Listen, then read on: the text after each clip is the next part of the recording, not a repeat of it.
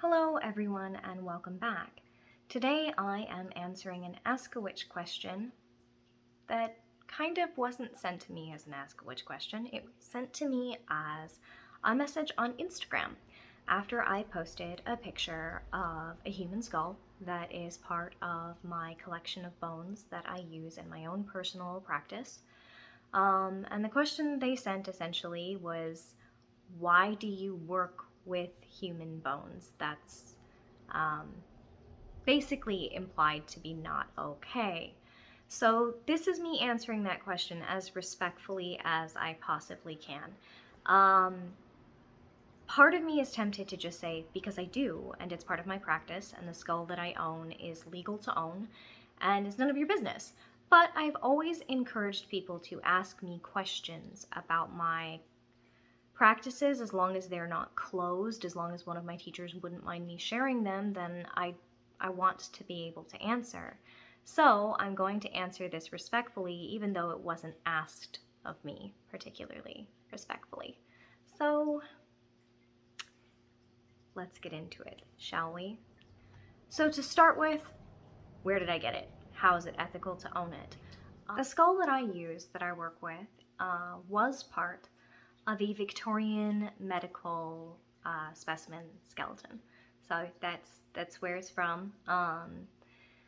The owner of an oddity store decided that it would sell more if it was broken up into pieces and sold as individual pieces. So like the skull went to some people, the ribcage went to some people. I actually own several pieces from it.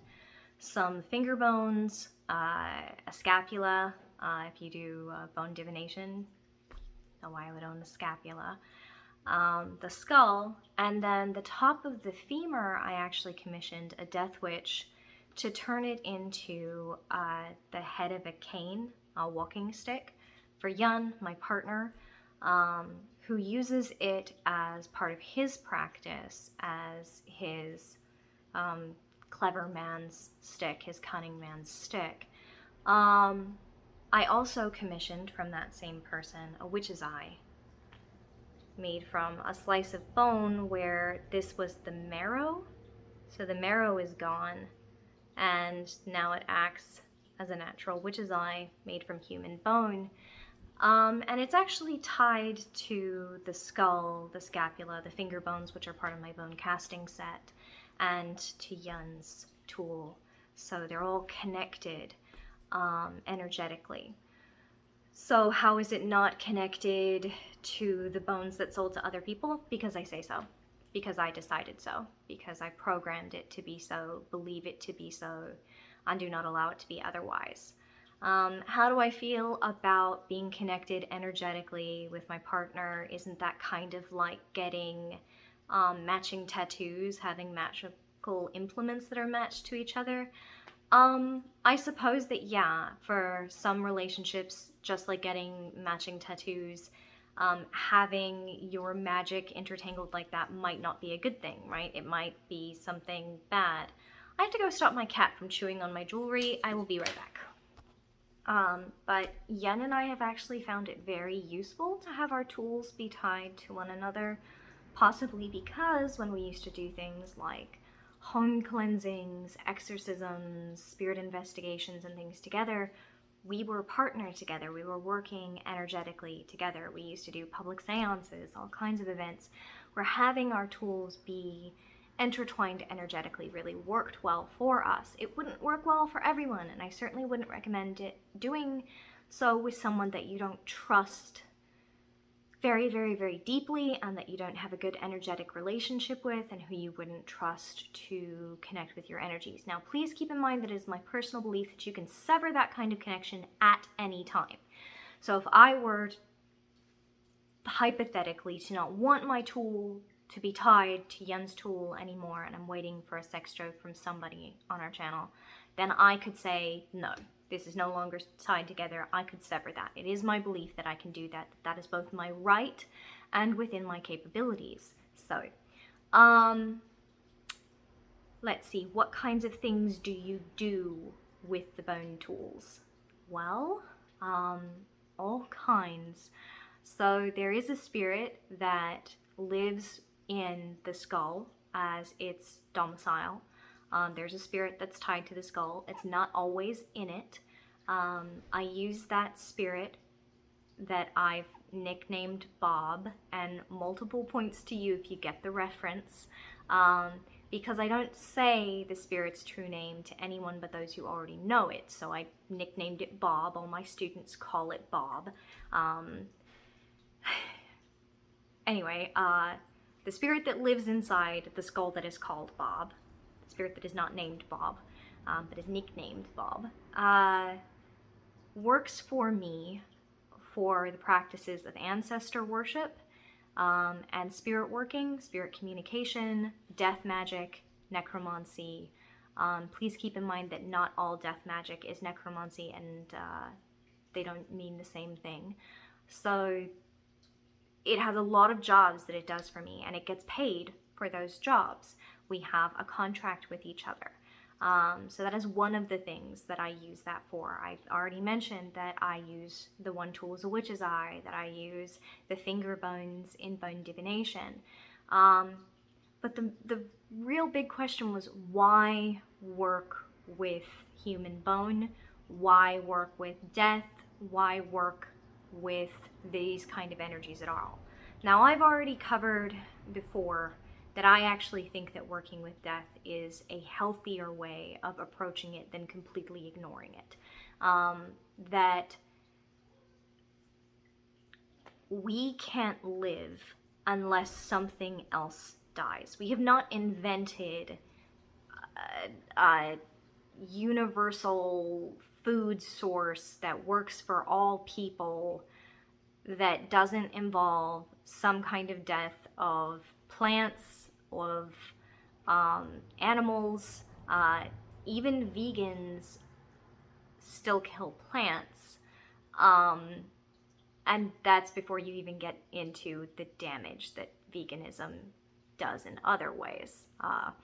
So, I think that death is a fundamental part of our existence. I think that it is universally a fundamental part of our existence. I really dislike how in some versions of modern American witchcraft there is this idea that life is good and death is bad, light is good and dark is bad, creation is good and destruction is bad. Those aren't things that you can separate like that. At least I don't believe so. You cannot have light without dark. You cannot have life without death. You cannot have creation without destruction. They are not separable. These are not two twin poles of a duality where one is good and one is bad. It doesn't work like that. The universe is not structured that way. Does that mean that I think that everybody should be practicing death magic? No. Do I think that people need to acknowledge that death exists and isn't this horrible evil thing that exists to just snatch stuff away from us? Yeah, because we have a really deeply unhealthy idea of death in our culture. We don't have a healthy perspective on death. We don't have a healthy perspective on grief. We're very alienated from where our food comes from the process of growing things. In our culture, we are very divorced from the seasons. We are expected to be productive for 365 days out of the year. Whereas in the old days, when you were done with harvesting, building, etc. during the warm season, you focused on the tasks that you could do during the dark period of the year. You focused on telling stories and preserving your heritage and your culture while you did things like knitting or processing dried crops. It's not that no work was being done, but the expectations were different. The average medieval peasant had more time off than the average American does now. So everything is just slanty-wise. We're not connected to the cycles of our world anymore, whether that's the cycles of, death as the force of decay, or, processing our own meat. everything is very sterile, everything is very homogenized, and there's a lot of pressure to be seen as clean and light and good. And there are very racist concepts of neatness and lightness and fairness being good, and darkness and messiness and, not sterile being bad. And those concepts are both racist and anti-poor. If you want to understand some of what I'm talking about, look up the origin of the concept of niceness, which doesn't mean kindness. It's a racist and classist concept. When I talk to people about my practices, a lot of the time there is this inherent like, ew, gross, you touch bone, you touch blood. And in a time period where everybody made their own food from the animals that they killed, that wouldn't have been so. We're just very disconnected. But I belabor my point. So why do I work with death? Because it is a part of everything that I'm touching all the time anyway. I believe that the universe blinks. I believe that we are created and destroyed from instant to instant to instant. That's a foundational part of my magic, okay? So why do I work with human bone in particular? No, it's not just to feel edgy and cool and out there. It really isn't. The teachers that I had growing up worked with human bone. It was part of what I was taught. It is foundational to my practice. Does that mean that you have to use human bone in order to practice death magic, in order to practice necromancy, in order to have spirit communication tools? Absolutely not. Human bone is very expensive. If you're getting it ethically and not, grave robbing like the witch in Louisiana did, who ruined everything for everyone. Actual thing that happened. No, you don't have to work with human bone. And in fact, before I had a human skull, I used to use a gigantic black skull-shaped black wax candle. I just said black twice, but you get the point. It was very black. It was the size of a human skull. It was made, it was from an Etsy seller who used to make one from a mold of a human skull. She would make these amazing candles. And I would burn it until it burned out, and then I would buy another one. Unfortunately, that Etsy seller isn't on there anymore. Etsy has become increasingly awful as a place to sell, and I haven't found a replacement, because I actually would still like to have the candles, even though I have the skull now.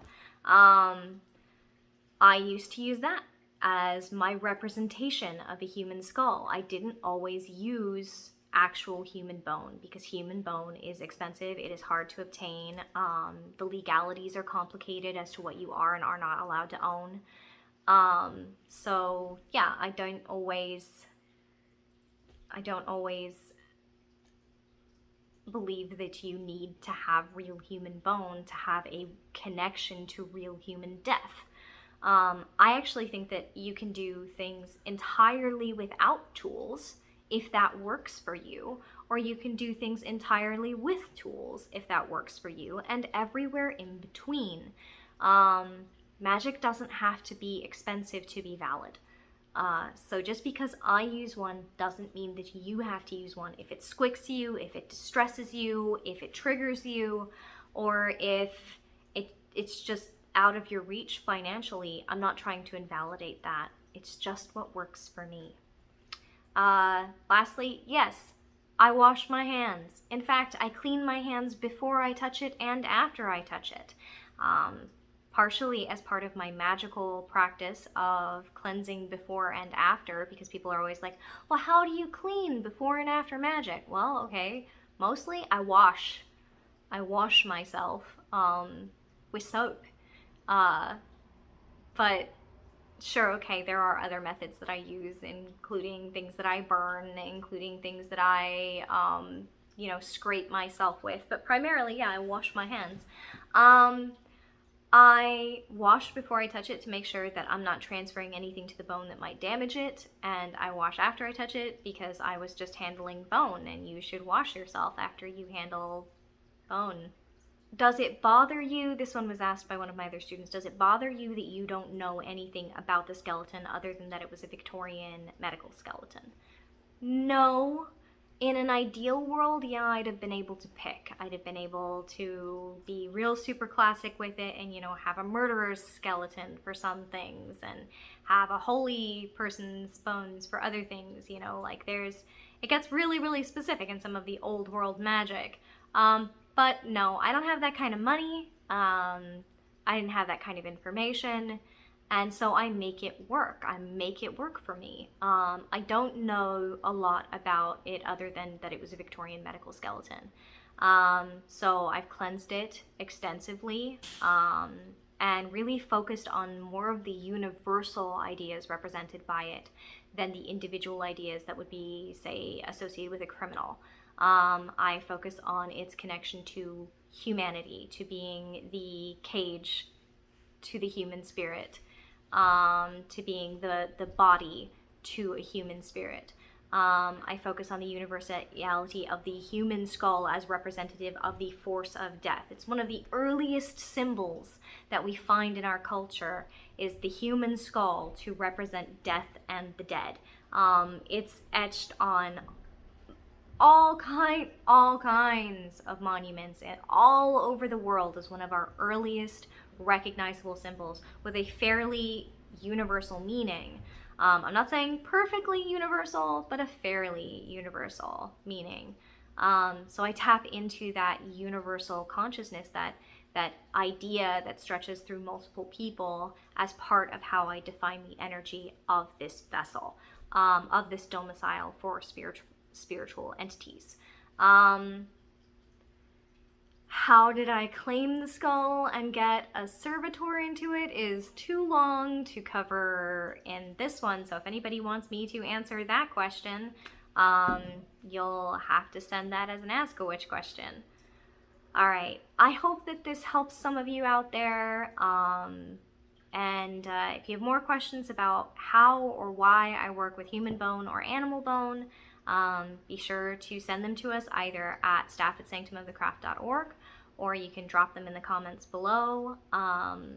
As always, please remember to like and subscribe and consider becoming a patron, because patrons do gain access to exclusive content, including an entire book that we've written on necromancy. So, right, please consider becoming a patron. You can find us at patreon.com/sanctumofthecraft. Be safe out there, everyone. Have a good day.